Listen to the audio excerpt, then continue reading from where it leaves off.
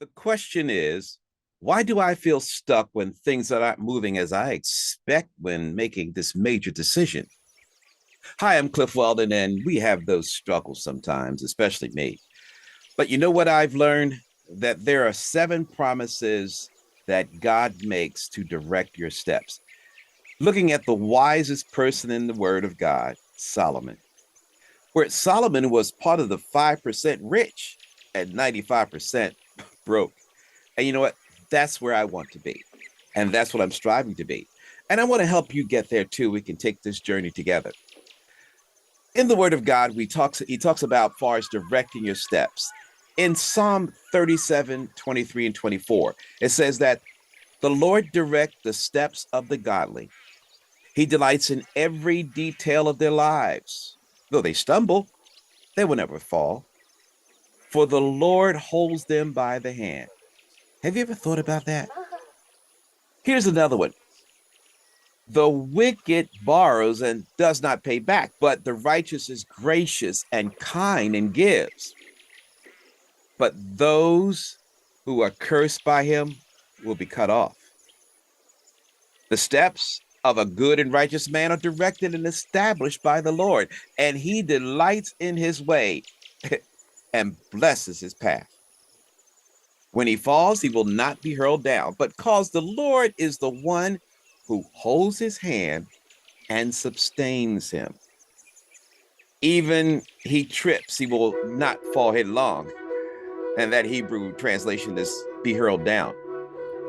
And it's awesome to know that God's angels are there to watch us.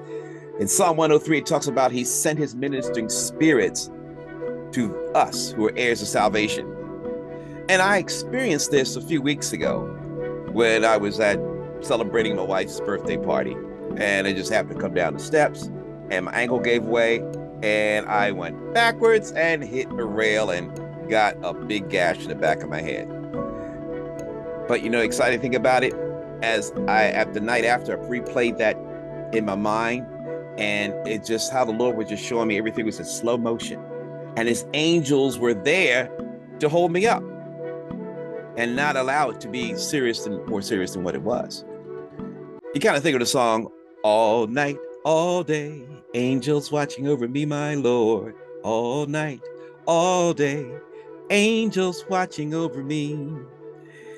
The psalmist in 37 goes on to say that I've been young and now I'm old, yet I have not seen the righteous, those in right standing with God, abandoned, or his descendants pleading for bread. You know, that particular scripture I kind of share with my children. You know, they're all grown now. But I asked them, I said, was there a time when we were without utilities cut off or we didn't have food? They say, no, Dad. Because the Lord said, I'm going to take care of you. And I want you to be a part of a challenge that helped me to start making the money that I need to make to enjoy my life.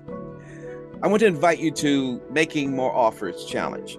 And we go through this together, and check the link below and we'll get the opportunity to learn about who you are. What did God make in you when he knit you together, that you were carefully and wonderfully made? And you think about it, where God owns the cattle on 1,000 hills. And if he allowed us to come into his kingdom, why can't we be blessed with that? Because Abraham was.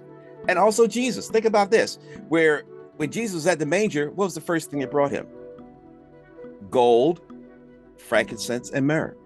And if Jesus was broke all the time, being a carpenter, hey, carpenters make a lot of money, but guess what? Why did he need a treasurer? Matthew. So think about that. So I just want to thank you for just joining me today, and we want to carry this journey together. And I hope to see you in the Making More Challenge offer. I'm Cliff Weldon, and thank you so much for joining me today.